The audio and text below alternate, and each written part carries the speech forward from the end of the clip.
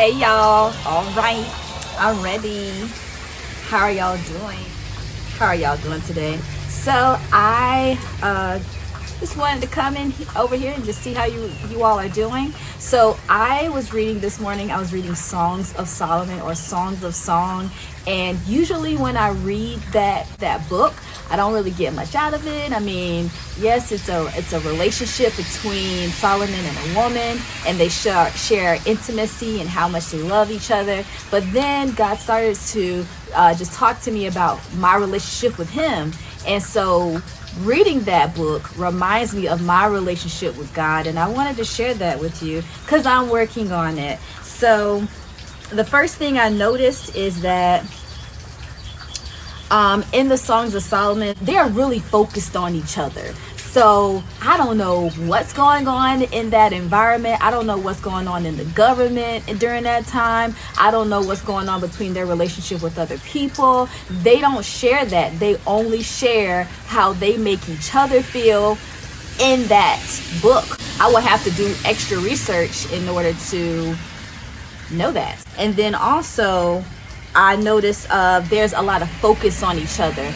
And so thinking about that, I think about my relationship with God and how much I need to focus on Him. And when we have that time with Him, when we pray, when we read our Bible, when we spend time with God, all our focus and attention is on Him to the point where nothing else matters. The government doesn't matter. The environment doesn't matter. It's like a worshiping God and putting all our attention on Him. And even after reading Songs of Solomon, I started reading Isaiah, and then Isaiah just started talking about the times of that situation. It talked about how the Israelites were not valuing and idling God the way they're supposed to.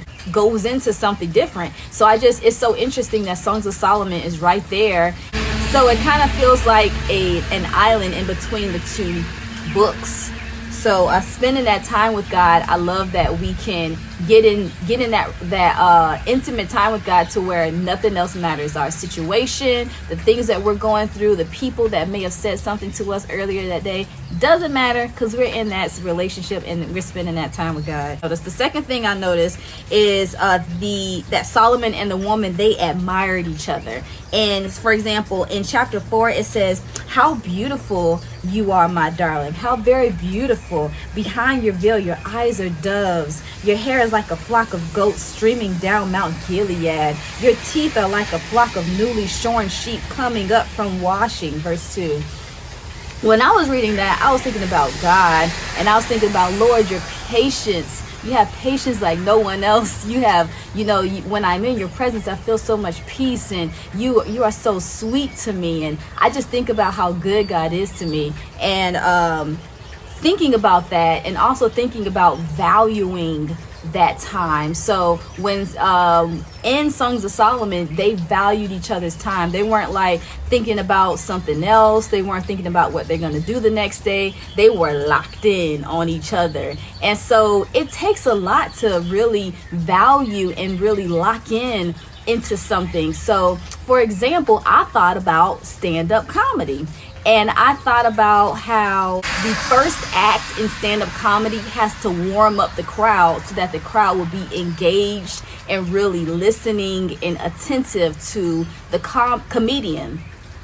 So if the first act doesn't do that, then the crowd is kind of cold. They're kind of maybe chuckling a little bit. But once they're warmed up, and once they're happy, and once they're warmed up, and there's like an icebreaker, then they're comfortable and they're more likely to laugh. And so that's instance. And then also I think about, if you've ever been in the presence of someone or in the presence of people that whatever that person says is valued by the other person. So like if I say, "Oh, the tree is green," somebody was like, "Oh, Kim said the tree is green." Because they value everything that I say. I've been in that situation. It was so beautiful. But that's another instance that you really value what that person, you're engaged, you're locked in, you are actively listening, because you every word they say is precious. And so another situation I think about are babies. So when I think about babies, especially when they first start talking, it's like when they say auntie and when they say TT, it's like, auntie, they said auntie, they're calling you, come on, they're calling. Or if they want a ribbon, or if they want some food, you quick to get it, because they're so precious.